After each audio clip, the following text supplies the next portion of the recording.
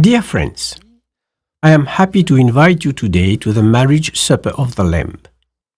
It is true that during our last meeting we considered a period of 1,000 years after the return of Jesus, and at the end of this period there must still be a confrontation between good and evil, and at the end of which Satan himself is thrown into the lake of fire and brimstone, where are already the beast and the false prophet. This same period is also presented as the marriage supper of the Lamb. And allow me to remind you this event by going to chapter 19 of Revelation, verses 7 and 9.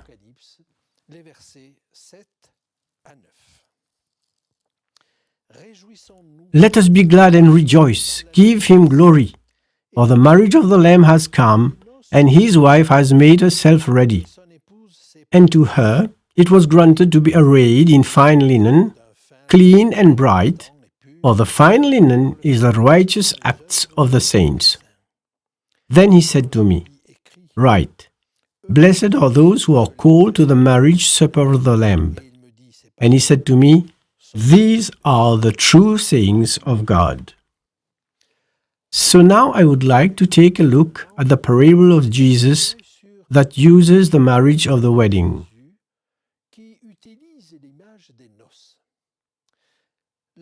We shall read the first text in the Gospel of Matthew, chapter 9, verses 11 to 15. And when the Pharisees saw it, they said to his disciples, Why do your teacher eat with tax collectors and sinners? When Jesus heard that, he said to them, Those who are well have no need of a physician, but those who are sick. But go and learn what this means. I desire mercy and not sacrifice. For I did not come to call righteous, but sinners to repentance. Then the disciples of John came to him, saying, Why do we and the Pharisees fast often, but your disciples do not fast? And Jesus said to them, Can the friends of the bridegroom mourn as long as the bridegroom is with them? But the days will come when the bridegroom will be taken away from them, and then they will fast. In this parable, where Jesus takes the image of marriage, the redeemed, the elected, are the friends of the bridegroom, not of the bride.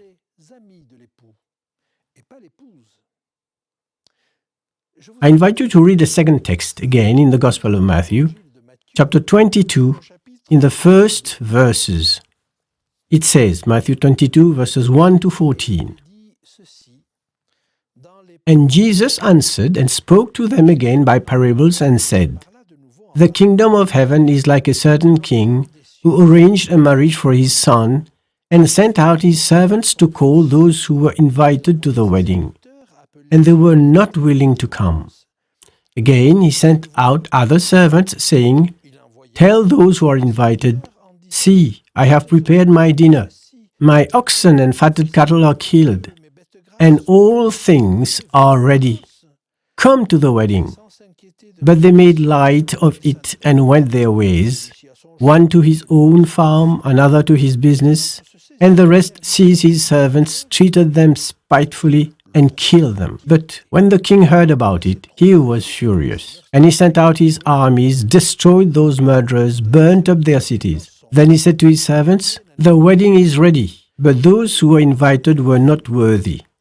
Therefore, go into the highways, and as many as you find, invite to the wedding. So those servants went out into the highways and gathered together all whom they found, both bad and good, and the wedding hall was filled with guests.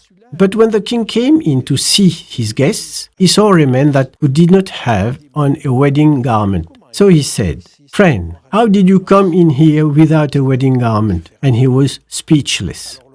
Then the king said to the servants, Bind him hand and foot, take him away and cast him into the outer darkness. There will be weeping and gnashing of teeth. For many are called, but few are chosen. This parable of wedding once again shows us the elected, not as the bride, but as guests. And no doubt you have noticed that the master of the house is angry. He returns, kills those who killed his servants. An amazing picture of what will happen at the end.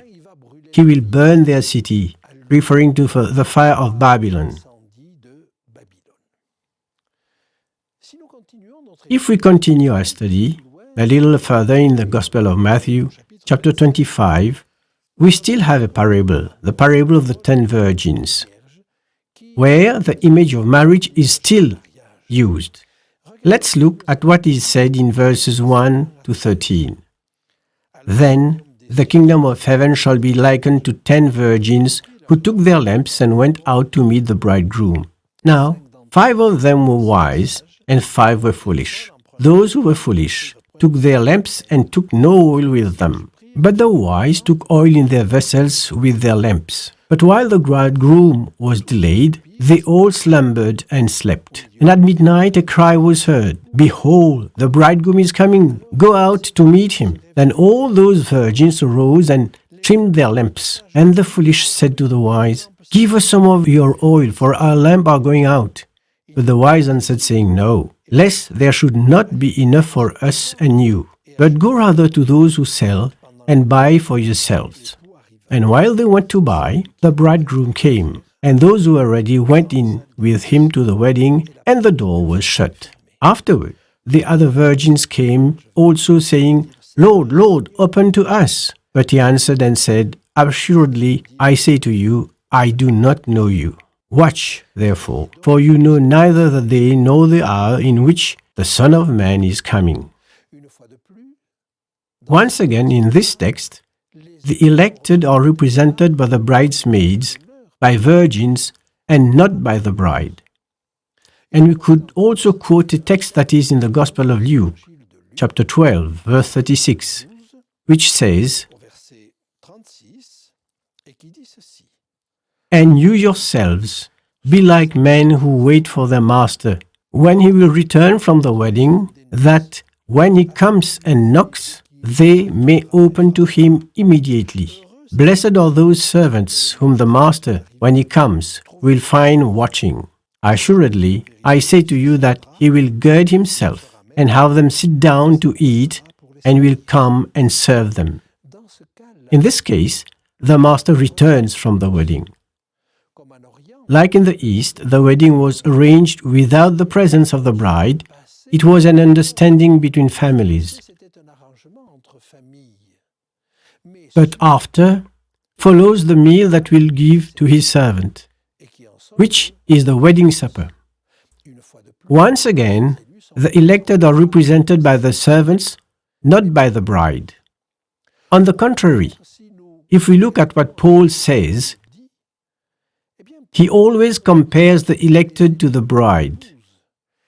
For example, he will say, "I betrothed you to one husband," or "Husband, love your wives just as Christ also loved the church."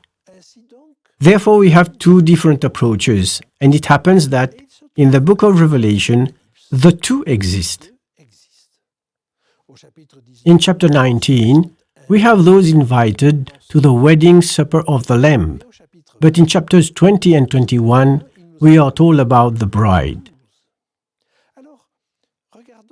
So let's see how things are organized. Usually, once the marriage is decided, that the day is set, the bridegroom comes to look for his bride. He picks up his fiancée. So this can be compared to the return of Jesus. Then comes the wedding feast, where everyone is invited. This is what comes up after. This is what takes place during the 1,000-year period. Then comes a time during the wedding feast where the newlyweds slip away, leaving for their honeymoon or wedding night. But this is already the life together. This is already eternity. So, the wedding scene is a striking parallel. the image is quite interesting. You see that the marriage supper at that time is this 1,000-year period following the return of Jesus. When we look at Jesus' parables about the meals, for example in the Gospel of Matthew chapter 8, we can see Jesus telling us that he will be sitting down at table with Abraham, Isaac, and Jacob. But in the Gospel of Luke, we have a different interesting detail. And I invite you to discover with me what is said in chapter 22, verses 29 and 30. Luke 22, 29, 30. And I bestow upon you a kingdom, just as my Father bestowed one upon me, that you may eat and drink at my table in my kingdom and sit on thrones judging the 12 tribes of Israel.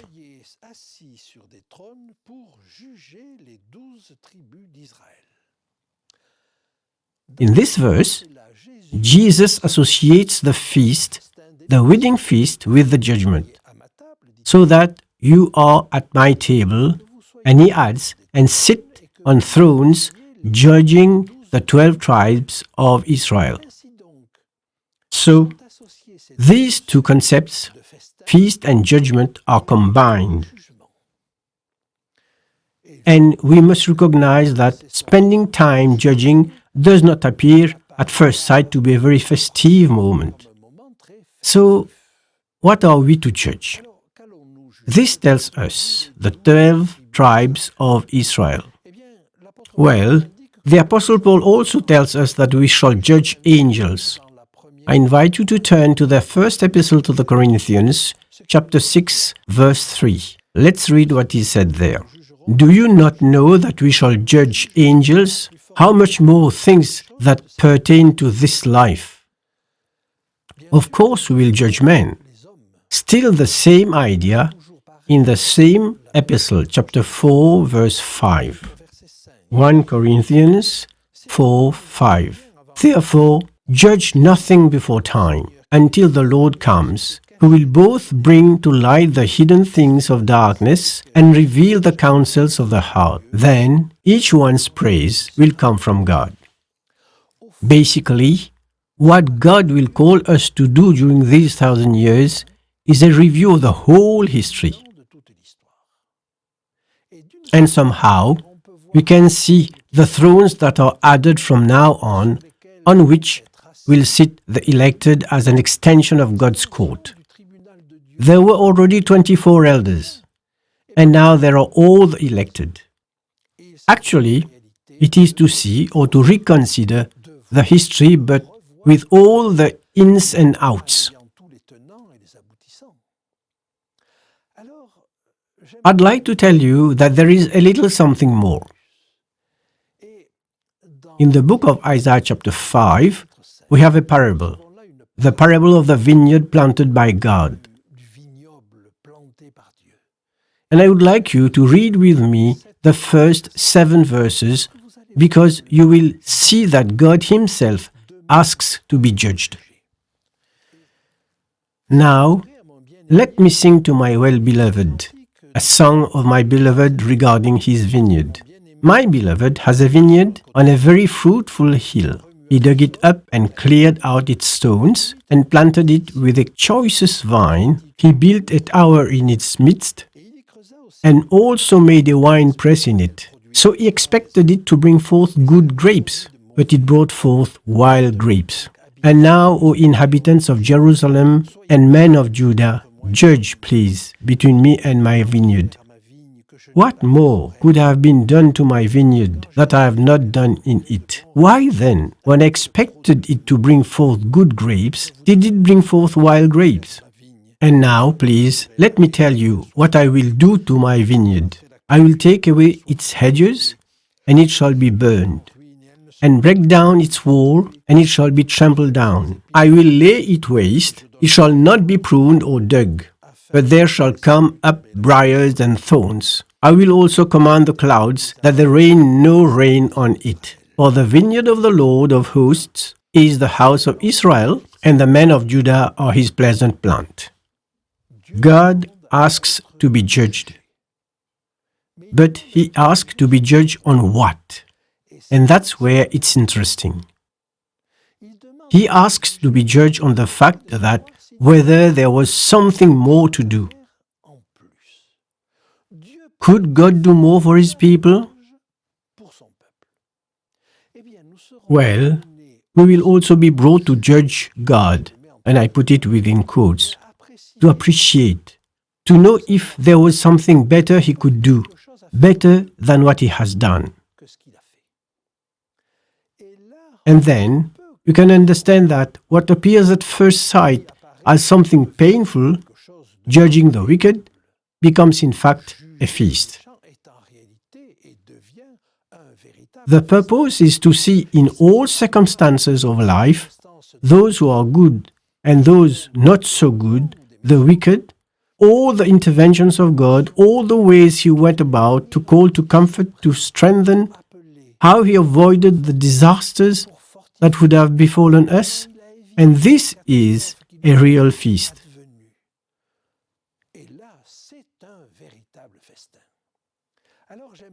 So now, I would like, in the remaining minutes, to tell you that there is a menu. And this menu is presented us again in the book of prophet Isaiah chapter 25, verses 6 to 9. Isaiah 25, 6 to 9.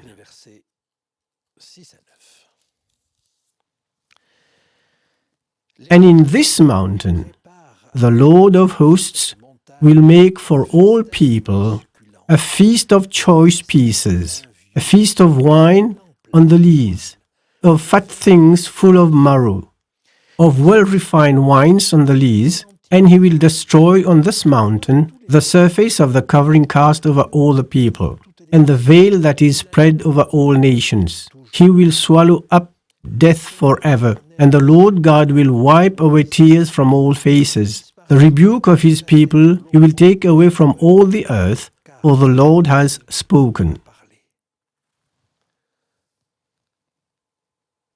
This text speaks of itself. It talks about the time when God will destroy death, and when he will swallow up death. It's the end of the 1,000 years. Here on the menu we have two things. First, choice pieces. And I think that indeed, considering all that God has done throughout history of mankind, will be really choice pieces. Second, it comes to the well-refined wines on the lees. So I think we can compare the well-refined wines on the lees with old stories that ferment. Each of us has old stories that are not complete. One would have liked to fix a problem that has not been resolved because the person disappeared from our lives or because he died. Maybe one would also like to thank and then no opportunity to do so. One would like to solve some problems but couldn't do so. But now, these stories, these old stories that have fermented, God will give us opportunity to clarify them. That stands for old fine wine.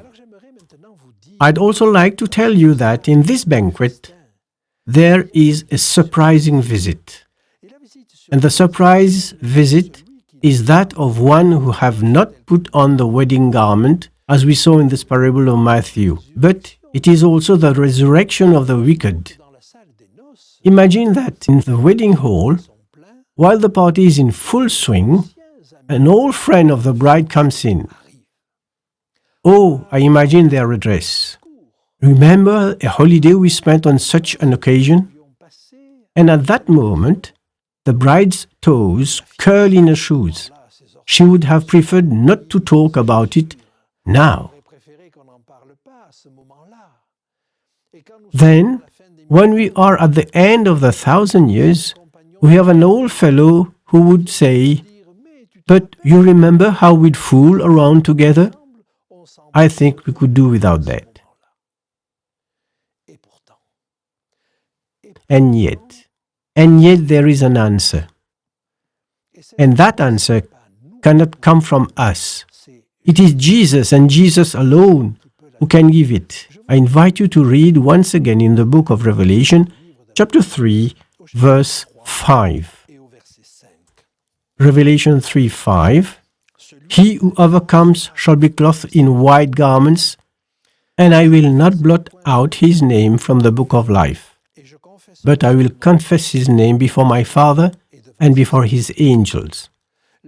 The only thing Jesus can say at this moment for our defense is, "But my friends, you are not telling me anything new. My spouse already told me everything. She made a full confession. She hid nothing from me." Thus will we be defended. On the contrary, you who accuse her now, what manner of spirit do you manifest? It's the same spirit of accusation that you have had always. Away with you. You have nothing to do here. Outside, where there will be weeping and gnashing of teeth. We can be defended only if we are honest with God. If we recognize things as they are, if we tell Him everything, not to keep us in humiliation, but because it is the only way to exalt us, and He wants us to do so. We cannot change ourselves, but we can be changed, provided we recognize what is evil in us. Do not be afraid to talk to God and tell Him truly everything we have in our heart, because He knows how to be discreet. I invite you to read in the book of Prophet Zephaniah, chapter 3, verse 17. Zephaniah 3:17. The Lord your God in your midst, the Mighty One, will save. He will rejoice over you with gladness. He will quiet you with His love. He will rejoice over you with singing. God will rejoice over us. God will rejoice over His fiancée with singing.